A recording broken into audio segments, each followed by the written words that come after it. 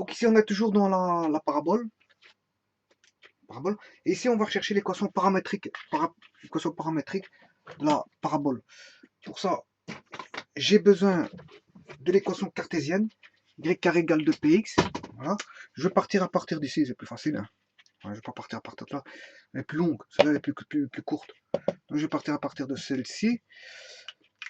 On va partir à partir de y carré égale 2px. Mais il faut que j'exprime certaines choses. Voilà la parabole. Voilà. Voilà un point MXY. Max XY. Voilà la directrice qui se trouve en P demi. Voilà. Là, on a le foyer qui se trouve en P demi 0. Là, la directrice en moins P demi 0. Et ici, on a bon, la distance de là à là, c'est le paramètre P. Et si je prends ceci, là, je serai en X concernant les X pour le point M. Et pour le point P, je serai en Y. Puisque j'ai une coordonnée MP. Je peux prendre n'importe quel type de coordonnée. Et dès le moment où je fais ça, à ce moment, je peux relier donc de O à M. Ça, c'est le 0,0 ici. Hein, c'est l'origine. De l'origine au point M, je peux relier. Et d'office, j'ai un angle phi. J'ai un angle phi entre O et M. Et en fait, je vais chercher l'équation paramétrique par rapport à l'angle phi. Bon, il faut savoir que l'angle phi, c'est ce qu'on appelle donc l'anomalie excentrique. L'anomalie excentrique.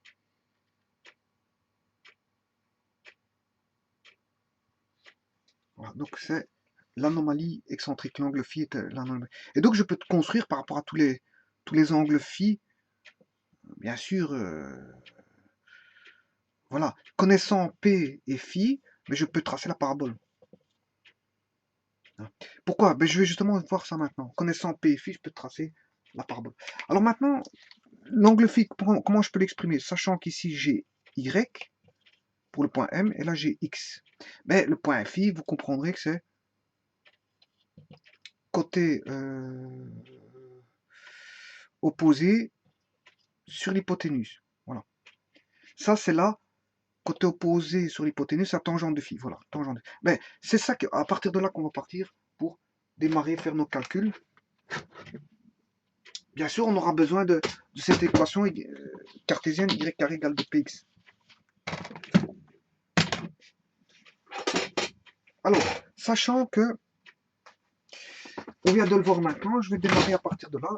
Tangente phi égale y sur x. Donc, y sur x égale tangente phi.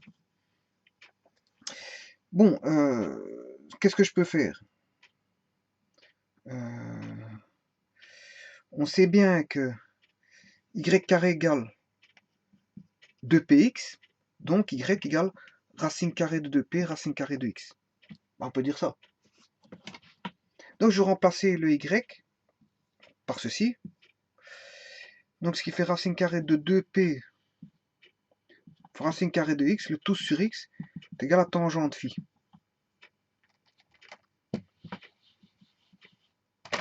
Bon, ce qui fait racine carrée de 2p, racine de carré de x sur racine carrée de x, ça fait racine carrée de x, égale tangente phi.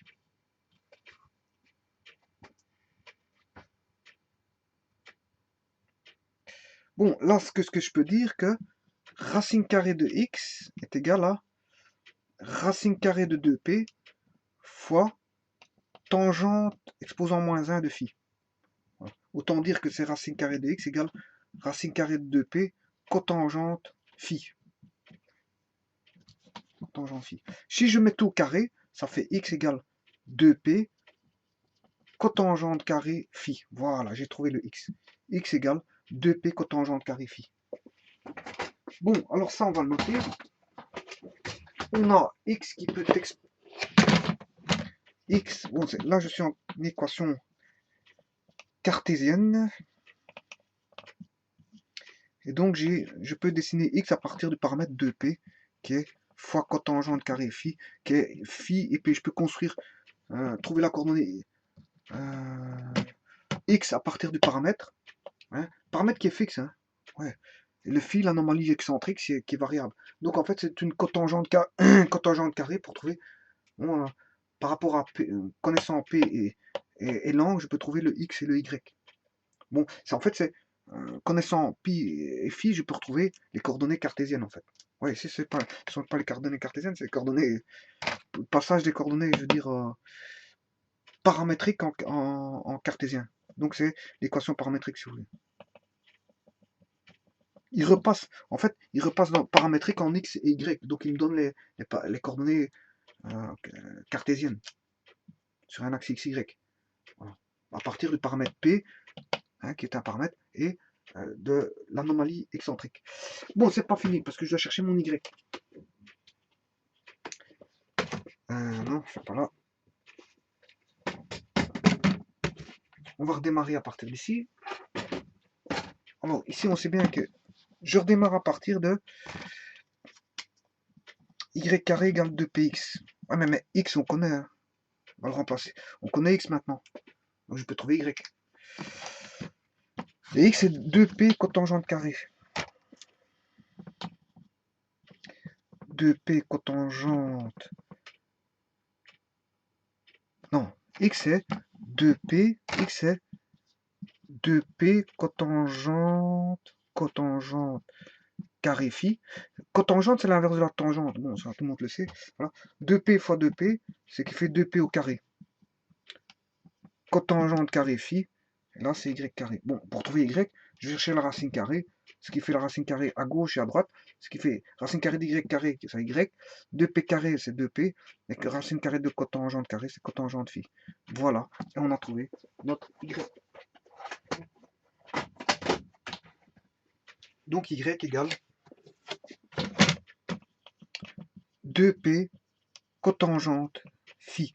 Bon, mais généralement, il y en a qui appellent le cotangente carré phi, peuvent l'appeler paramètre, un autre paramètre t variable en fonction de phi. T variable en fonction de phi. Donc ils appelleront ça, si vous voulez, ils écriront ceci sous forme de 2p t carré est égal à 2p t. Voilà, voilà c'est l'écriture avec un paramètre t qui est variable en fonction de phi. Bon, pour éviter de... Voilà. En fait, le t, il vaut tout simplement cotangente phi. T, c'est cotangente phi, tout simplement. Donc, on écrira x égale 2pt et y égale 2pt, 2pt ici et 2pt carré là.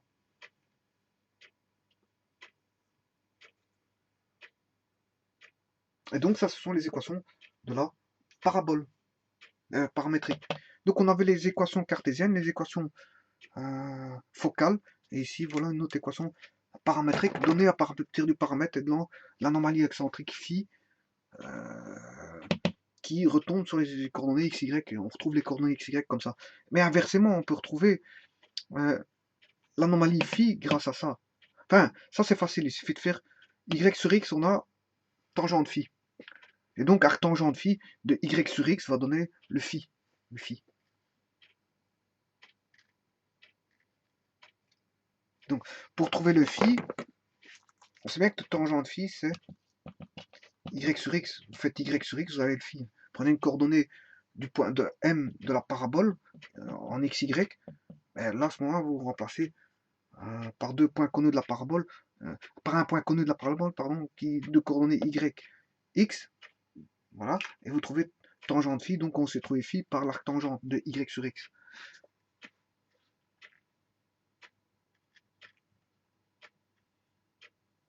Idem, idem pour trouver le paramètre. Hein. Pour trouver le paramètre, c'est facile.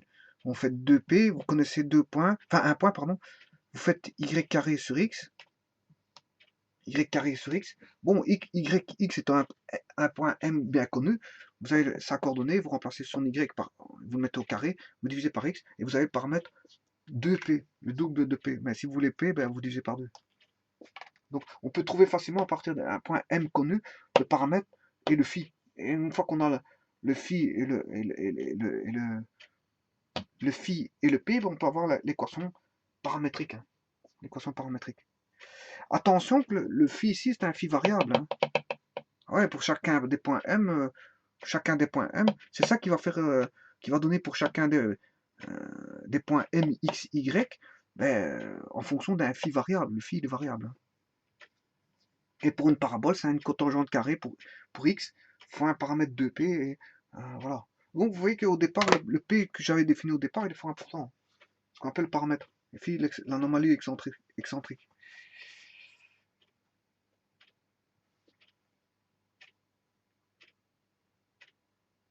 Voilà, je vous remercie beaucoup.